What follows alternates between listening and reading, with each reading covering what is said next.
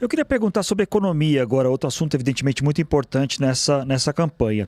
Na semana passada, a Folha fez uma reportagem mostrando que entre as propostas que o Flávio Bolsonaro deve ter para seu eventual mandato seria que o reajuste da inflação, o orçamento da educação, saúde e previdência seria feito apenas pela inflação, não mais com ganho real. Ele negou, disse que não tem nada disso, mas a gente sabe que essa discussão existe e é séria. Qual a sua avaliação, qual a sua opinião sobre isso?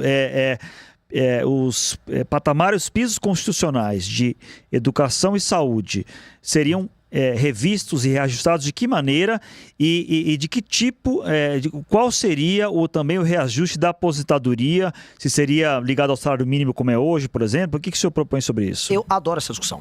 Essa discussão é uma delícia porque o senhor Flávio Bolsonaro gosta de se comparar ao Milei. Ele falou que vai fazer uma tesourada, aí quando ele é instado a falar uma proposta, ele não fala nenhuma.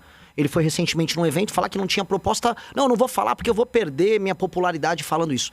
Pois bem, todo mundo sabe que se você quiser fazer uma política fiscal séria, você vai ter que começar fazendo ela pelo lado da despesa. Nós vamos precisar fazer pelo lado da despesa, ponto. E a gente vai conseguir só resolver a curva que está estourando da dívida e depois resolver juros e até tributação, taxa, alíquota de impostos, se a gente fizer essa reforma fiscal, ponto. Então todo mundo que prometer que vai baixar imposto, como o Flávio fala, sem endereçar essas questões que você mencionou, Zanin, é estelionato eleitoral. Ele não vai fazer.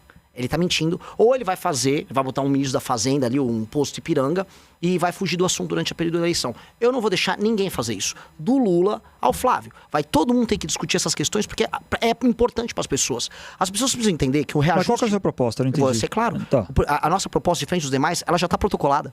O deputado Kim Kataguiri, que é o nosso deputado, já protocolou uma PEC, já está em processo de coletar assinaturas. Então, comigo não tem estelionato eleitoral. E a proposta é boa. O Brasil é um dos únicos, talvez o único país do mundo, que ele reajusta aposentadoria, BPC, que é um benefício específico aqui, pelo ganho real do salário mínimo.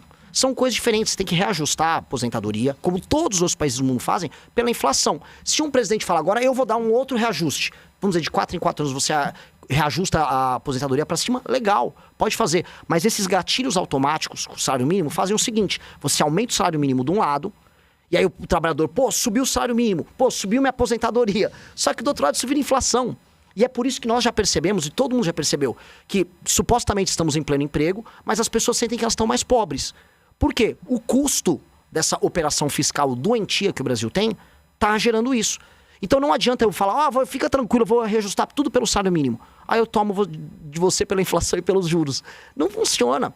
Não adianta a gente ficar enganando o eleitor. O Milei na Argentina, ele foi muito honesto. Eu vou fazer um monte de reforma, algumas pessoas vão falar que vai doer, mas o remédio é amargo. A solução... Ele é um modelo para o senhor, Milei? Nesse sentido, sim. Até porque ele comete esse sincericídio. O que eu não vou admitir é estelionato eleitoral. Eu vou falar para o cidadão brasileiro, vou precisar fazer essas reformas, deixar o Brasil praticamente quebrar agora. Vai precisar ser feita uma série de reformas. E mais do que essa, vai ter que mexer na Previdência, vou mexer nos privilégios do funcionalismo, vamos mexer em Zona Franca de Manaus, sim. Tem que fazer um desmame de um modelo que não está funcionando e ver um outro modelo de desenvolvimento sustentável lá na região, sim. Agora, o que não dá para fazer é manter o modelo atual que não funciona, que é um modelo de privilégios. É um modelo de captura do Estado por órgãos, sindicatos, associações, partidos políticos, que retiram o dinheiro de quem está trabalhando e depois finge que entrega uma migalha. Aí a migalha vira o quê? É o Vale Gás. Não, fica tranquilo que eu vou te dar um BPC, é uma energia elétrica ali, é um luz para todos. Pô, isso é mentira. A picanha que o Lula prometeu, no fundo, era dinheiro no bolso e capacidade de compra. Isso não aumentou. As pessoas não estão sentindo isso. E aí, quando um cara como o Flávio mente para as pessoas, ele, no fundo, está pintando como, do ponto de vista eleitoral, um estelionatário. Então, mas, por exemplo, se a gente olhar o nosso sistema político atual, né? O presidente pode querer fazer todas essas coisas que o senhor está falando, mas muitas delas passam pelo Congresso. O senhor está num partido que nasceu recentemente com uma representatividade extremamente baixa. Ou seja, vai obrigar o senhor a negociar.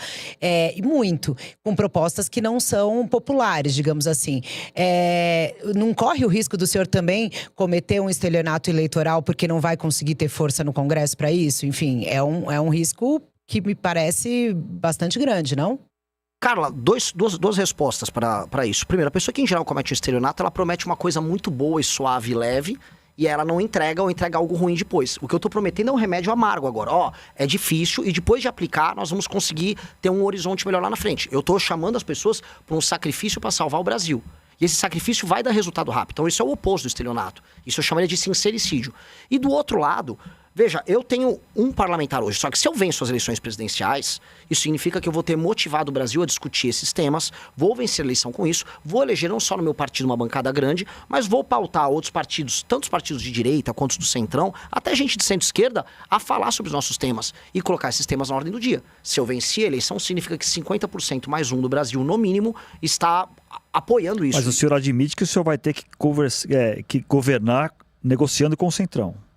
Zani, ou é possível governar sem o hoje não centrão? é. Ainda mais na forma... Eles estão na forma mais forte deles hoje. Eles estão no auge. O que a gente vai ter que alterar do centrão é o sistema de incentivos da política brasileira que faz com que eles sejam tão fortes. E eu vejo discussões na esquerda, eu vejo o Zé Dirceu falando isso o tempo todo, e a gente tem que acompanhar os adversários. Eu não vejo na direita bolsonarista nenhum debate sobre isso, até porque eles se tornaram o centrão, e nós temos um debate próprio nosso sobre como desmontar a parte de poder do centrão. Agora, se eu vencer a eleição, eu vou ter que assumir o poder e conversar com eles. Eu já fiz isso. Quando nós derrubamos a Dilma Rousseff, a Folha cobriu isso bastante época, eu organizei eventos, reuniões, juntamente com os políticos, não importava o partido que eles fizessem parte, pra gente ter maioria no Congresso. Eu sempre entendi a importância da política. E, nesse sentido, eu vou compor... Mas o toma lá da cá, por exemplo? Isso não. Isso não. Um exemplo que eu posso te dar concreto. O que eu preciso demonstrar para um político do Centrão é, se eu tô no Ceará e eu tenho deputados do Centrão na base no Ceará, eu não vou fazer ele roubar uma emenda no Ceará. Mas o que eu vou fazer é, vamos agora libertar Santa Quitéria, vamos fazer uma operação juntos para devolver Santa Quitéria para a própria população. Você vai compartilhar comigo dos louros políticos. A vitória política, o capital político, que é uma moeda, esse eu compartilho. Agora, capital financeiro não. Capital financeiro virou uma regra de preguiçoso. E assim, eu vou comentar uma outra coisa. Parece, assim, a gente tá tão desiludido sobre o Brasil, as pessoas acham que não vai dar. Que a gente se esquece, assim, que o Fernando Henrique Cardoso passou reformas das mais diversas, sendo ele próprio um sociólogo, com uma linguagem muito pouco popular. Já houve presidentes capazes de fazer grandes reformas e sem precisar se tornar, vamos dizer, um total escravo. As dificuldades existem. No médio prazo, a gente tem que superar elas com um novo modelo. E se vocês quiserem, eu tô aqui para debater, posso falar qual é o modelo que eu acredito. Mas dá para fazer. Dá pra fazer e dá pra fazer o convencimento sem o toma lá da cá. Nós estamos há 11 anos sem entrar nesse jogo sujo. E eu não vou entrar agora. Nem tô aqui pra isso.